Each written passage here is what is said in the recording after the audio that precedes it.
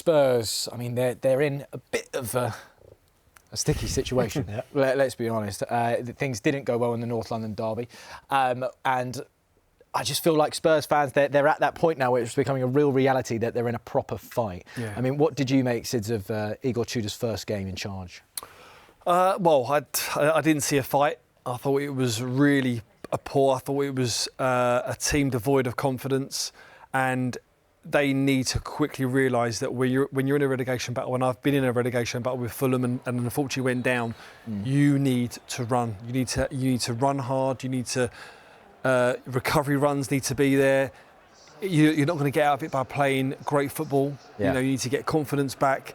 The home form is shocking. You know, they just look like when they play at home, they just don't want to be there. I think with Igor Tudor, he was telling his team to get up. I remember seeing him. There was a video with Mickey van der Ven. Get the back line up. He did come out and say, you know, we'll back him here, and he did come out and say he wasn't just talking to Mickey. The video was a bit out of context, but it didn't look good, did it? No. It didn't look great. No. And he said that it's a good team with bad habits at the moment, and they need to quickly change them habits because they are in a scrap. And if you've got teams in and around them like the West Hams and Forests that are going to be putting up a fight, they need to quickly realise that. Do you think, Julian, he knows what he's walked into, in a way?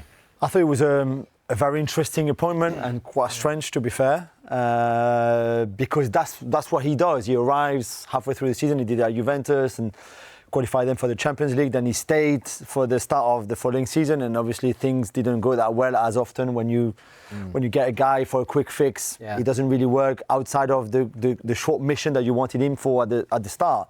That's why he's not going to get the job next season, even if he stays, if he keeps them up and then they finish, I don't know, let's say 10th with a miracle, really. He's not going to be there next season. I was a bit disappointed by the starting lineup to start with, because just two attackers in Simons and Colomwani. Super defensive, so you almost invited the pressure. And at least if you were to lose against Arsenal at home, just go for it. At least attack. We were there together, and the atmosphere was amazing. But because you were so defensive and you let the ball to Arsenal, the atmosphere just died down after 5 minutes, really. And then there was that massive stoppage of time for the linesman anyway. So I felt he didn't really use the energy from the crowd much, and maybe the bounce would come at Fulham this weekend, and maybe he was never going to come against Arsenal because the gap between the two teams is so high. But I was quite disappointed by him, by his choices, and by the reaction of the team overall. It's almost like he could have used that one as a bit of a free hit. Exactly. Go for it. Try it out, and use the crowd, the energy to attack and to give them something. They gave them nothing. I've found his press conferences so far fascinating, by the way. He speaks some honest truths. One of the things that he said that he thinks the club need to adopt a small club mentality. That's his words.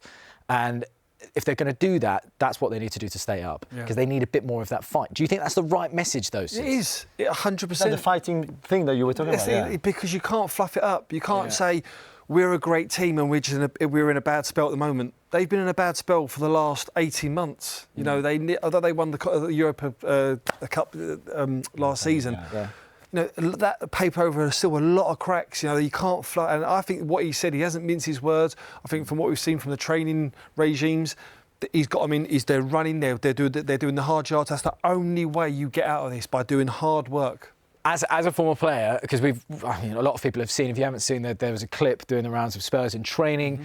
Looked like they were doing bleep tests. They did, every day. How shocking is that? Not in a bad way, but how shocking just to see that happening at this stage of the season is that for a professional? That is, at this stage of the season, it is shocking. He obviously thinks that they're not fit enough and they're not running hard enough, and that would have come from all the stats that he would have had placed on his desk.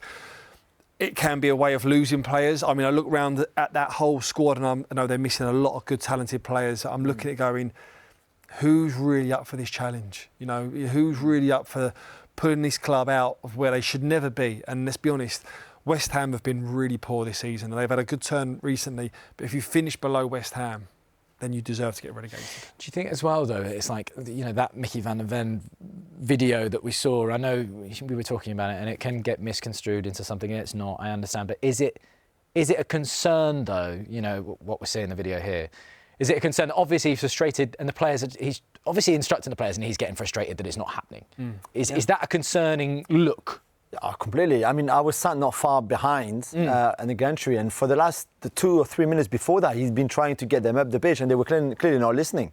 You think that actively just not listening. But you see Van der Ven anyway. He must be shouting Mickey. Yeah. Van der Ven is just looking everywhere else but the bench. Yeah. But is that a confidence thing as well, Jordan? Because he's asking them to get up, make the pitch compact. But when things aren't going well, especially as a defender, you want that security of just dropping a little bit deeper to just go, I'm happy kind of having seen everything in front of me rather than going up tight and then saying one ball in behind and we're done.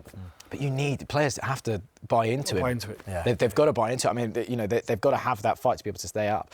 I mean, what do you think, Sids, he needs to work on first to kind of sort this all out? You go back to basics. I know it's the most easiest thing to say, but you don't try and, as I said, fluff the football up and do these passing patterns and this is the way that we're going to get in. It's basically you draw it back, you're going to go, right, no one outfights us on the day, no one outruns us on the day. We do that, we've got half a chance. You build your way into the game, you get confidence, and that's the only way to do it is just to try and start building a little bit of momentum. Yeah. And that's by just going nice and easy at the start. Like first tackle, first header, get the crowd on our side. Yeah. It's as simple as that. And he's good for that. He really is. I'm not saying it to, but he's good for that. He really, usually, he's been very good in his career for that. So let's see if he can do it there.